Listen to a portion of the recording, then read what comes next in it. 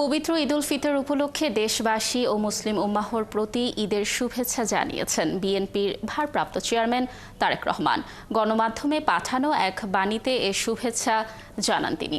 শুভেচ্ছা বাণীতে তিনি বলেন, ত্যাগ, তাকওয়া আর সংযমের শিক্ষা গ্রহণের মধ্য দিয়ে মাসব্যাপী সিয়াম সাধনার পর অনাবিল আনন্দের বার্তা নিয়ে এলো ঈদ।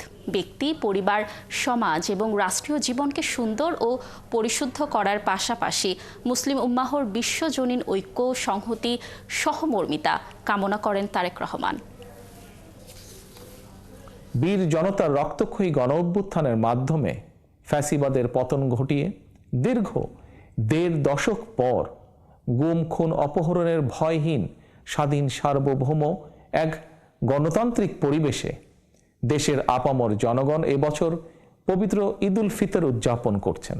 এবারের ঈদ আনন্দে তাই যোগ হয়েছে উচ্ছ্বাস, উৎসাহ, উদ্দীপনার এক নতুন মাত্রা। ঈদ উল ফিতর উপলক্ষে আমি বাংলাদেশ সহ বিশ্ব মুসলিম উম্মার প্রতি জানাই আন্তরিক শুভেচ্ছা, অভিনন্দন ও মোবারকবাদ। ঈদ মোবারক।